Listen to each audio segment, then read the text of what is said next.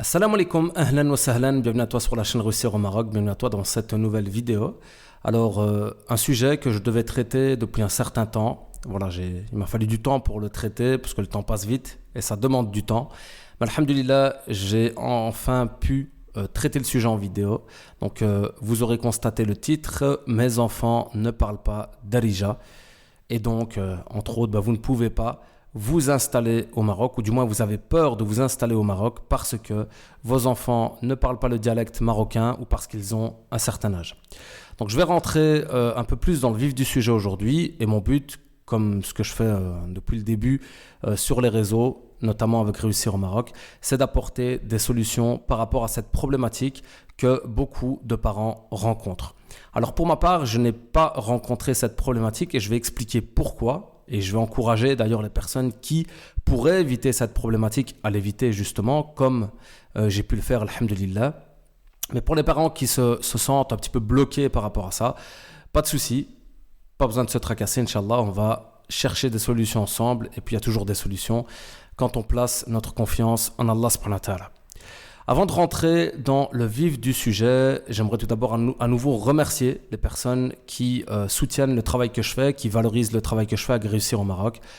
Pour la grande majorité, alhamdulillah, des abonnés de la communauté Réussir au Maroc, vous êtes, mashallah, très bienveillants et ça fait plaisir parce que c'est du travail. Donc voilà, le fait d'avoir une valorisation par rapport à ce qui est fait, alhamdulillah, ça fait plaisir. J'espère que les sujets vous intéressent, vous parlent. S'il y a d'autres sujets que vous souhaiteriez que je traite, n'hésitez pas à me les communiquer. C'est mon but, c'est de pouvoir répondre à vos questions, à vos problématiques, à vos besoins. Voilà, pour ma part, j'essaye toujours de partager du contenu utile. Je vais faire une petite parenthèse très rapide parce que voilà, je n'aime pas m'attarder là-dessus, mais j'aime bien quand même rappeler certains principes fondamentaux. J'ai pu constater dernièrement que certaines personnes se permettaient en commentaire de mettre des commentaires très déplacés parce qu'une vidéo ne leur a pas plu, parce que, je ne sais pas, mon visage ne leur a peut-être pas plu. Hein. Il y en a même qui m'ont dit tu déprimes. Il y en a même qui vont très loin, hein, qui vont parler de la famille, etc. Donc, si vous êtes croyant, je rappellerai tout simplement, craignons Allah subhanahu wa ta'ala. Donc je me mets dans le même sac, parce que moi-même je fais très attention à ce que je dis et à ce que j'écris sur internet, voilà, que ce soit à travers le contenu que je crée ou quand je veux interagir, j'interagis très rarement d'ailleurs. Donc comme un Nabi alayhi salatu wassalam nous dit dans le sens du hadith, que celui qui craint Allah et le jour dernier, qu'il dise du bien ou qu'il se taise, d'accord. Donc voilà, s'il y a une vidéo qui ne vous plaît pas ou si le contenu ne vous plaît pas, personne ne vous oblige à rester abonné à la chaîne. Alors, certaines personnes aussi me font la remarque parce qu'il y a du contenu qui est payant, notamment les produits que je vends comme les guides numériques, les accompagnements, les consultations, tout ce qui s'ensuit. Forcément, je ne sais pas à quel moment aussi ces personnes-là ont pensé que j'étais dans l'obligation de travailler pour elles gratuitement. J'essaie de partager un maximum de contenu gratuit. Vous comprenez bien que c'est un travail, c'est mon travail. Et voilà, c'est tout à fait normal et évident que par rapport à tout cet investissement que ça représente, il y ait forcément voilà, des solutions qui vont être payantes si vous voulez aller plus loin par rapport à ce que je vous propose. Alors, sans plus tarder, parce qu'à nouveau, ce n'est pas ce qui m'intéresse, aujourd'hui, on va parler d'un sujet très important. Je m'adresse donc aux parents qui se sentent un petit peu en détresse, un petit peu bloqués par rapport à leur situation familiale, qui veulent vraiment venir vivre au Maroc, s'installer au Maroc, mais qui se sentent bloqués parce que leurs enfants ou leurs enfants, s'ils en ont plusieurs, ne parlent pas darija, ne parlent pas le dialecte marocain, ou sont un peu trop âgés, adolescents en général, et que ces parents ont peur que les enfants ne vont pas pouvoir s'intégrer facilement dans la société marocaine. Alors j'avais déjà traité ce sujet lorsque je parlais du choix de scolarité, de la scolarisation de vos enfants au Maroc. J'avais parlé des missions françaises. Voilà, c'était un petit peu, il y avait différents avis. Il y a des personnes qui rejoignaient totalement ma façon de voir les choses, et puis il y a d'autres personnes qui étaient plutôt pas d'accord avec ma façon de voir les choses, pour la simple et bonne raison que c'est ma façon de voir les choses. Je ne l'impose à personne, je me l'impose à moi-même. C'est des choix qu'on fait en famille. Et après, voilà, forcément, moi, je vous partage ma vision des choses. Après, à vous ou pas de prendre ce que je vous partage. Donc, j'ai déjà donné un avis sur le choix de mettre son enfant dans une mission française ici au Maroc. Vous pouvez retrouver la vidéo sur la chaîne. Et voilà, donc je rappelle, bien entendu, que c'est un choix personnel et que vous avez également la liberté de choisir ce que vous voulez pour votre enfant, ce qui vous semble être le meilleur. Je suppose qu'en tant que parents, on cherche tous à offrir le meilleur à nos enfants. Je sais que c'est pas toujours évident. C'est vrai que peut-être dans cette vidéo, je n'avais pas considéré certains paramètres et critères déterminants, comme justement le fait que l'enfant n'ait pas la langue ou à un certain âge. C'est vrai que pour ma part, je parle sur base de mon expérience. Je suis venu au Maroc quand ma petite fille, donc la première, était encore plus petite, donc n'était même pas encore en âge de maternelle. Et donc voilà, ça a été un choix stratégique entre guillemets. Donc effectivement, peut-être que je n'avais pas assez de recul sur lorsque j'ai fait cette vidéo par rapport à la situation que certains parents rencontrent. Alors pour ma part, je vais vous expliquer un petit peu le choix qu'on a fait par rapport à notre enfant à l'époque et la raison pour laquelle on a fait ce choix. Non pas pour vous raconter ma vie, mais pour que vous puissiez aussi comprendre ma prise de position par rapport à tout ça. Alors, lorsque, alhamdoulilah, on a eu notre premier enfant, on était encore en Belgique, à ce moment-là, et ça c'est une petite parenthèse que je fais, pour ma part, j'étais face à un dilemme. Il était clair et net que je voulais protéger l'éducation de mon enfant par rapport au choix de l'établissement scolaire dans lequel j'allais mettre ma fille. Et donc, j'avais devant moi 3 choix possibles, mais on va dire plutôt 2 choix possibles. Le premier choix, c'était de trouver un établissement scolaire qui me convenait par rapport à mes attentes, mes exigences en Belgique. Ça, je veux dire, je le mets un peu sur le côté. Surtout qu'à l'époque, il y avait déjà, on parlait de programmes, je ne rentrerai pas dans les détails, vous comprenez de quoi je parle. Deuxième possibilité, c'était d'ouvrir moi-même une école confessionnelle islamique à Liège. Ça a été un projet que j'ai entrepris, une association qu'on a commencé, qui existe encore aujourd'hui. On avait bien avancé, puis qaddarallahu ma sha'a fa'al, le projet n'a pas vu le jour, en tout cas à l'époque, et j'ai quitté la structure. Et la dernière possibilité, s'il n'y avait pas donc cette alternative, c'était de venir au Maroc pour scolariser mon enfant au Maroc. Le délai, l'échéance, la deadline qu'on s'était fixée, c'était lorsqu'on allait mettre notre enfant, notre fille donc en maternelle. Donc dès la maternelle, c'était même pas l'école primaire, le maximum ça allait être l'école primaire, mais l'idéal c'était que dès sa première année maternelle, elle puisse être scolarisée donc au Maroc. C'est donc la raison pour laquelle nous avons basé notre projet d'installation au Maroc sur base de cette échéance. Donc dès que notre petite allait avoir 3 ans, on devait donc être installé au Maroc, ce qui a été le cas par la grâce d'Allah subhanahu wa ta'ala. Pourquoi est-ce qu'on a fait ce choix ? Parce que justement, il y avait ces 2 paramètres. Pour ma part, mon épouse est marocaine. Donc elle est née au Maroc, elle a grandi au Maroc, elle a toute sa famille, la plupart de sa famille au Maroc. Et donc, même au niveau de Darija, elle parle Darija. Donc, c'est un choix également qu'elle transmette Darija à nos enfants. Ce qui a été le cas, alhamdoulilah. Donc, depuis toute petite, les 2, maintenant, alhamdoulilah, qu'Allah les préserve, parlent Darija. Alhamdoulilah, elles sont bilingues. Donc, ça, déjà, c'était un premier choix. Qu'à la maison, elles parlent Darija. Deuxième choix par rapport à l'âge, c'était qu'elles puissent apprendre en Darija. En arabe en tout cas, parce que même à l'école, vous allez voir, il y a vraiment distingué entre Darija, le dialecte marocain, et l'arabe Fosha, l'arabe littéraire, qu'on utilise encore donc dans les écoles, même ici au Maroc. Même s'il y avait du français dans l'école, ce n'était pas un problème, parce que de toute façon, la petite parle français, et donc voilà, s'il y avait également des cours en français, pas de souci. Mais en tout cas, il y avait vraiment ce choix de la mettre très tôt à l'école ici au Maroc pour la langue, pour renforcer son apprentissage en arabe. Je vais parler plutôt d'arabe plutôt que de Darija, et également pour son intégration sociale, pour qu'elle puisse être un enfant marocain, une petite fille marocaine qui grandit comme tous les enfants dans la société marocaine. D'accord ? Donc cette attache aussi culturelle qui était très importante pour nous, cette attache au pays, cette attache à son identité, à ses racines, alhamdoulilah, ses origines, ce qui a été, par la grâce d'Allah subhanahu wa ta'ala, un projet réussi pour la première, et la deuxième suit ses pas. Donc qu'Allah subhanahu wa ta'ala les préserve et préserve tous nos enfants. Alors effectivement, est-ce qu'on peut se passer de la langue ? Est-ce qu'aujourd'hui vous pouvez venir vivre au Maroc avec vos enfants s'ils ne parlent pas la langue ? Alors là, je suis assez bien placé pour parler du sujet parce que moi-même, je ne maîtrise pas la Darija marocaine, là où le Darija marocain. D'accord ? Je ne maîtrise pas le dialecte marocain. Alhamdulillah, mon père est marocain, parle Darija depuis toujours. J'entends Darija depuis que je suis tout petit. Mais de par le fait que j'ai grandi dans un foyer métis, mixte, je n'ai pas appris Darija depuis petit. Donc c'est une langue qui m'est familière, mais je ne maîtrise pas le fait de parler en Darija. Aujourd'hui, alhamdoulilah, je comprends beaucoup mieux, justement, en ayant vécu depuis quelques années ici au Maroc. Donc aujourd'hui, je comprends très bien Darija, mais c'est plus compliqué à parler, c'est comme le cas de toutes les langues. Donc je suis assez bien placé pour parler de ce sujet-là. Et pour vos enfants, sachant que moi, je suis assez, comment on va dire, un peu distant, un peu à l'écart, je suis dans mon coin, dans la société marocaine, parce que je travaille en ligne, je travaille à partir de chez moi. J'ai pas beaucoup d'interactions en vérité. D'accord, à part le pain quotidien, comme j'aime le dire, aller au sport, parler un peu avec des frères, prendre le taxi, me déplacer au Maroc, voilà, aller dans les restaurants, enfin sortir dans les magasins, etc. J'ai pas beaucoup besoin de parler avec les gens ici au Maroc, d'accord.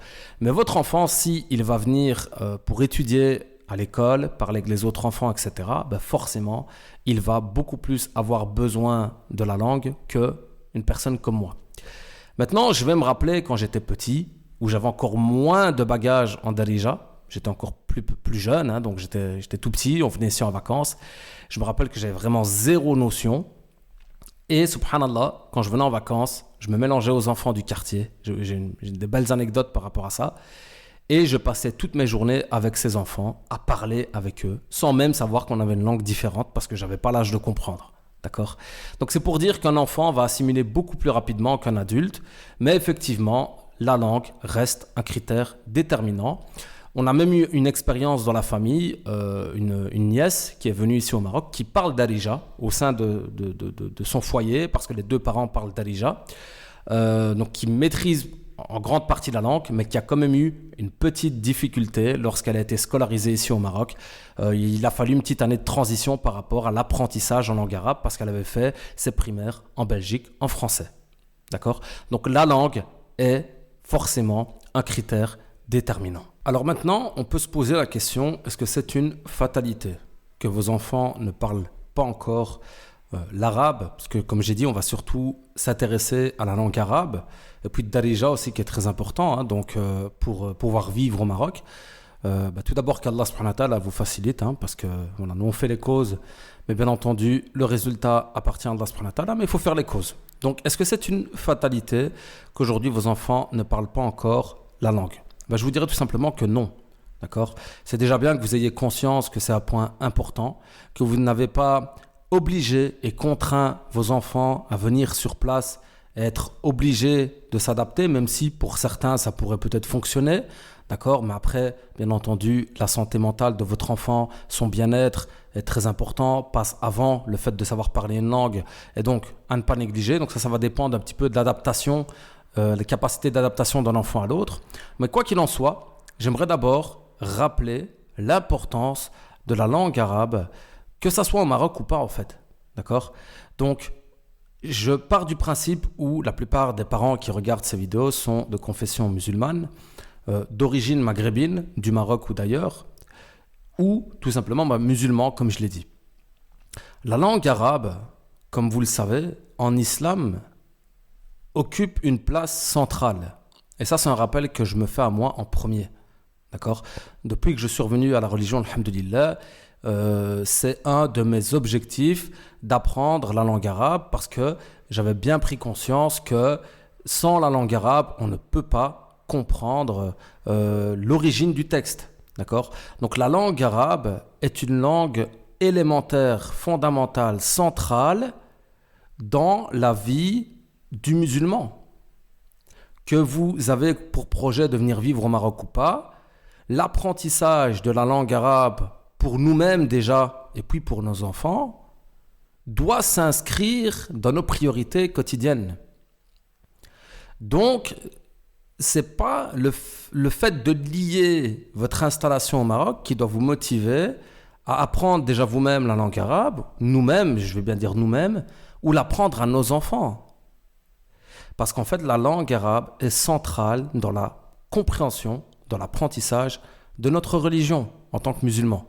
D'accord ? Donc voilà, je voulais vraiment rappeler le caractère important, voire impératif, d'apprendre la langue arabe. Donc si vos enfants ne sont pas encore dans un cursus d'apprentissage de langue arabe, même si vous ne vivez pas encore au Maroc, même s'ils sont adolescents, même s'ils sont adultes, je pense que voilà, mais même s'ils ont un certain âge, ça doit être un projet impératif. Et à nouveau, je le rappelle, à moi en premier.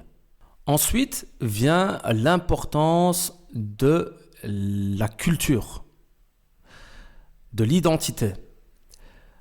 Une des problématiques qu'on peut rencontrer en tant que MRE, en tant que Marocain résidant à l'étranger, et même si mes deux parents ne sont pas marocains, je l'ai vécu et je l'ai ressenti, c'est un petit peu une crise identitaire. Parce que lorsqu'on est au Maroc, on est un Belge, on est un Français, certains disent Zmegri. Lorsqu'on est en Belgique ou en France, on est un Arabe. D'accord? Donc, il y a cette crise identitaire qu'on peut rencontrer et que certainement beaucoup d'entre nous avons rencontré, qui fait qu'à un moment, moi, pour mes propres enfants, je me suis posé la question, je me suis dit, je ne veux pas qu'ils rencontrent cette crise identitaire et je veux qu'ils soient alignés avec leurs racines et avec leur culture, avec leur identité. Je veux qu'ils puissent être en totale adéquation, en totale phase avec leur identité, leur culture, pour pouvoir espérer devenir comme j'aime le dire. Donc, après l'importance de la langue arabe, il y a l'importance de se rattacher à notre culture. D'accord ? Je ne parle pas ici de toutes les traditions qu'on peut retrouver au Maroc. Je ne vais pas rentrer dans le sujet, je ne vais pas ouvrir les débats. Je parle bien de l'attache culturelle. Et la langue fait partie de la culture. D'accord ? Je me rappelle quand on avait le projet d'école justement à Liège, j'avais été amené à rencontrer des personnalités très importantes qui gèrent des réseaux d'écoles. Et c'était un directeur de réseau, m'avait dit OK pour une école confessionnelle, mais pas d'accord pour la langue. Nous ne voulons pas que les enfants parlent en arabe. Parce qu'ils sont en Belgique, ils doivent parler en français. Il y avait même à un moment des discussions comme quoi le khutba de l'Jumu'ah, le discours du Jumu'ah, devait se faire en français sous prétexte qu'on était en Belgique, en France, etc. D'accord ? Pourquoi en fait ? Parce que la langue, c'est la culture, c'est l'identité. Comment est-ce qu'une personne se rattache à son identité ? Ça passe en grande partie par la langue. Et quand elle ne parle pas sa langue d'origine, elle va avoir un complexe ou un manquement identitaire. Ça veut dire qu'après l'importance de parler l'arabe au niveau de la religion, il y a l'importance de se rattacher à sa culture. Et que nos enfants, parce que nous, on va dire, on a un peu essayé de bricoler comme on a pu, nos parents ont fait du mieux qu'ils ont pu, qu'Allah subhanahu wa ta'ala les récompense, mais on essaie toujours de faire mieux, c'est normal, c'est ce qu'ils veulent pour nous également. C'est ce qu'on doit avoir comme souci de transmettre à nos enfants, cette attache culturelle. Alors un piège qui pourrait revenir assez souvent, c'est le fait qu'au Maroc, on parle en français. Donc certains vont dire, oui, mais de toute façon, pas de souci, au Maroc, on parle en français, ou de toute façon, il y a des missions françaises, il y a des alternatives en français. À nouveau, je peux comprendre l'urgence. Vous souhaitez rentrer au Maroc, vous souhaitez absolument scolariser vos enfants, c'est normal, les sociabiliser, venir vivre ici. Ça peut être une porte d'entrée, ça peut être un point de départ, effectivement. Ça reste une alternative qui peut être une roue de secours, on va dire, si vous êtes dans l'urgence. D'accord ? Mais pour moi, c'est mon avis personnel, il ne faut pas se rabattre là-dessus. Parce qu'à nouveau, le projet éducatif qu'il y a dans le choix de ramener ses enfants au Maroc pour leur éducation, je ne vais pas dire pour les éduquer, mais pour leur éducation, il est bien plus profond que tout simplement de pouvoir parler la langue qu'il va parler à l'école. Il y a une vision, comme je l'ai dit, d'un point de vue religieux et d'un point de vue culturel. qui est bien plus grande en fait. C'est un projet qui est bien plus noble que tout simplement apprendre à parler la langue juste pour le scolariser. Certains me diront c'est déjà très bien, au moins il pourra faire ses études, très bien, je ne remets pas ça en question. Mais ce que je veux dire, c'est que dans le projet éducatif qu'on est censé avoir, à mon sens, en tant que parent, lorsqu'on choisit de ramener nos enfants dans un meilleur environnement pour leur éducation, ça va au-delà simplement de la maîtrise d'une langue. Si, pour vous donner un exemple concret, si je voulais amener mes enfants dans un autre pays, je sais pas, l'Indonésie par exemple, justement pour les préserver au niveau de l'éducation, pour leur transmettre des bonnes valeurs, etc. Et qu'en Indonésie, il s'avère que dans tous les établissements, on parle en anglais. Mais j'aurais pas eu de souci à ce que mon enfant apprenne l'anglais.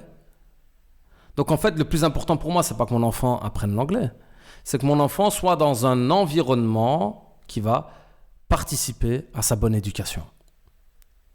Donc, ce que je veux dire par là, c'est que, à nouveau, derrière le projet qu'il y a, ne pas se rabattre sur « oui, moi au Maroc, on parle en français ». Et puis, je vais faire une petite parenthèse, c'est pas pour généraliser. Effectivement, le français est, il me semble, la deuxième langue du pays, ou la troisième, je ne sais pas, mais en tout cas, c'est vraiment une langue qui est très présente, effectivement, au Maroc. Les Marocains, en général, parlent français. Effectivement, tu peux te débrouiller avec certains mots, etc. Il y a même du vocabulaire français dans le Darija. Mais, à nouveau, je pars aussi du principe où c'est nous qui venons au Maroc, c'est à nous de parler la langue du peuple et pas l'inverse. C'est à nous de faire cet effort d'intégration. Donc pour moi, certes, c'est une facilité, c'est une alternative, on va pas se mentir. C'est pas comme si on arrivait dans un pays vraiment complètement étranger, inconnu, où il fallait se débrouiller. Mais c'est pas pour autant qu'on doit arrêter de fournir les efforts nécessaires pour apprendre la langue du pays. Alors parlons maintenant de solutions. Ok, c'est très bien, le constat est fait. Je pense que le constat est partagé pour beaucoup d'entre vous. Alhamdulillah, c'est très bien. Donc je rappelle qu'Allah subhanahu wa ta'ala facilite tous les parents et tous les enfants qui sont dans cette situation. Ce n'est pas impossible, ce n'est pas du tout un projet impossible. À nouveau, il y a des alternatives, il y a des facilités. À nouveau, il ne faut pas perturber vos enfants. Leur santé mentale, leur bien-être passe avant même l'apprentissage d'une langue. Ça, c'est très important. Il ne faut pas les choquer dans ce projet d'expatriation, de hijra, de nouvelle vie au Maroc, d'accord?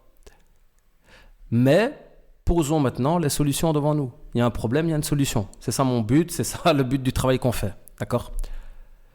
Le but, il n'est pas compliqué. Enfin, la solution n'est pas compliquée. C'est dès maintenant de les inscrire dans un cursus d'apprentissage de langue arabe et de darija. J'ai bien dit et de darija parce que, à nouveau, je rappelle, langue arabe c'est une chose, darija c'est autre chose. Alors la langue arabe, alhamdulillah, aujourd'hui avec Internet, on a de plus en plus d'alternatives. Il y a des instituts en ligne de qualité, d'accord, qui proposent des cours de langue arabe. Donc, si vous connaissez justement des instituts de qualité, n'hésitez pas à les partager, d'accord? Je précise bien de qualité, c'est une responsabilité. Pour ma part, j'essaierai de mettre en avant des instituts. Mais là, on parle bien à nouveau de la langue arabe, d'accord? Le fosha, l'arabe littéraire. Il y a également aujourd'hui, alhamdulillah, de plus en plus de solutions pour l'apprentissage de darija, en ligne. Alors moi, une de mes idées classiques que j'avais, c'était de prendre un professeur, une professeure en cours particulier de darija.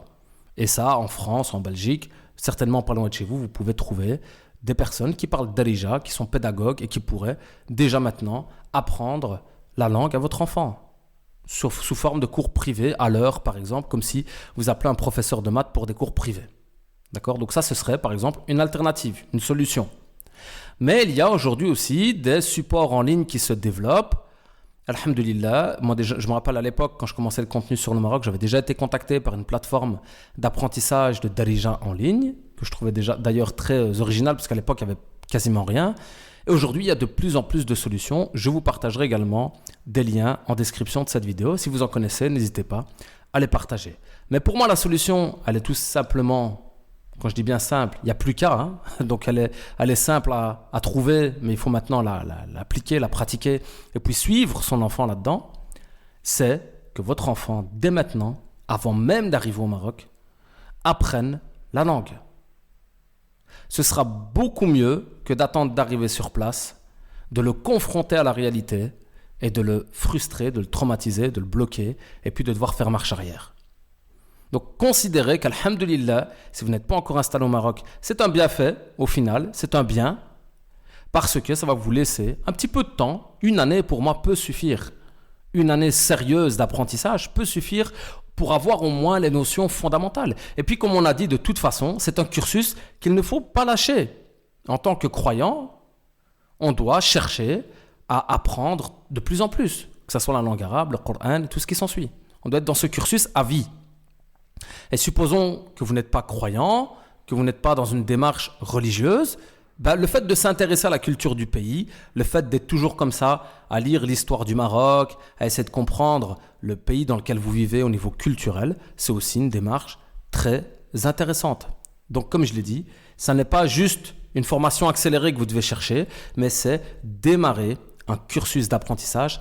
Et je rappelle que je me rappelle ça à moi en premier. Alors certains pourraient se dire, on va venir sur place et puis on fera ça. Certes, sur place, il faut continuer. Mais je vais raconter une petite anecdote. Quand on est venu étudier en 2015 dans une Dar al-Qur'an, on est venu étudier le Qur'an, on a voulu en parallèle entreprendre des cours de langue arabe avec le cheikh avec qui on était. Il a eu du mal. Non pas parce qu'il ne connaît pas, bien entendu. C'est un cheikh, mashallah, qui maîtrise le Qur'an. Mais parce que notre niveau était trop bas. Et parce que des profils comme les nôtres, il n'y en avait pas beaucoup. Et donc, il n'avait pas de méthode à nous proposer pour apprendre la langue arabe. Quand on commençait avec Ajurumia, etc. pour les personnes qui connaissent. Donc c'était le point de départ, c'était ça en fait. Parce que le niveau, il est déjà imposé par rapport à la société. Maintenant, il y avait un institut, je ne sais pas si elle est toujours ouverte et ça m'intéresserait d'ailleurs de le savoir, qui était Tanger Institut, du frère Fakhreddin, si je ne me trompe pas, qui avait fait un grand travail également. Il y avait beaucoup de gens qui venaient à Tanger pour apprendre la langue arabe. Et machallah, qui avait sorti beaucoup de gens. Mais là, c'était plus pour les adultes qui voulaient apprendre leur din, etc. Pour les enfants, je ne sais pas s'il y avait un programme. Donc ça m'intéresserait de le savoir. Mais ce que je veux dire, c'est attendre de venir sur place pour commencer à apprendre. Pour moi, ce serait perdre du temps. Commencer dès maintenant. Pourquoi retarder ce projet ? Commencez dès maintenant. Considérez que c'est parmi les bagages que vous devez prendre avec vous pour bien démarrer votre nouvelle vie sur place. Une autre alternative qui me passe par la tête, et ça en fait on y a pensé en tant qu'adulte, mais ça pourrait être le cas pour les enfants, c'est de se dire, et là je réfléchis à voix haute, donc à nouveau c'est ma façon de voir les choses, après ça se discute, je ne suis pas en train de dire aux gens ce qu'ils doivent faire, c'est de se dire, en soi, c'est pas si important pour moi que mon enfant, s'il est par exemple en première primaire, qu'il refasse l'année, qu'il recommence sa première année, comme on dit, qu'il double sa première année. C'est pas si grave que ça au final. Le plus important, c'est qu'il se sente bien dans sa nouvelle vie au Maroc, etc. Et alors, consacrer la première année d'installation au Maroc à une année d'immersion en langue.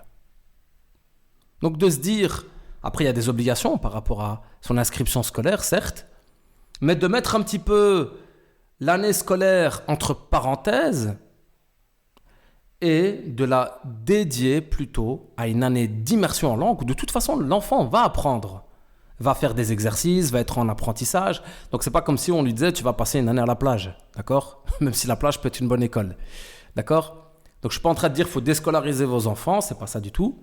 Mais on pourrait très bien partir sur l'idée que vous vous disiez la première année, c'est pas trop grave.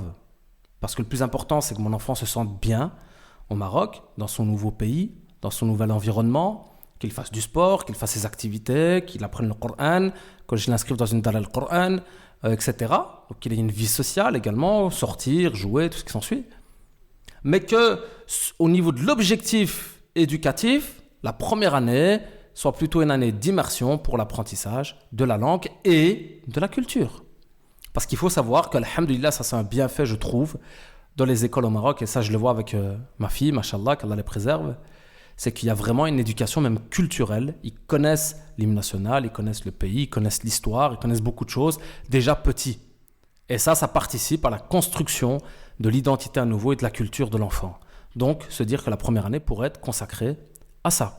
Donc voilà, dans l'ensemble, je voulais traiter un petit peu cette problématique. Ça fait un moment, comme je l'ai dit, il a fallu le temps que je fasse la vidéo. Et j'espère que cette vidéo vous a été bénéfique. À nouveau, j'implore Allah subhanahu wa ta'ala de vous faciliter, parce que je sais que ça n'est pas du tout évident. D'accord? Donc j'implore Allah subhanahu wa ta'ala de vous faciliter.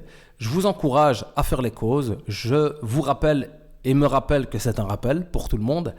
Et voilà, pour les personnes, alhamdoulilah, qui soutiennent le travail Réussir au Maroc. Donc, abonnez-vous à la chaîne, partagez votre avis en commentaire, partagez des liens si vous avez des références intéressantes. N'oubliez pas, voilà, donnez de la force à la vidéo. Et si vous voulez aller plus loin par rapport à votre projet au Maroc, je rappelle qu'il y a mes solutions que je vous propose en description de cette vidéo. Barakallahu fikoum, wassalamu alaikum wa rahmatullahi wa barakatuh.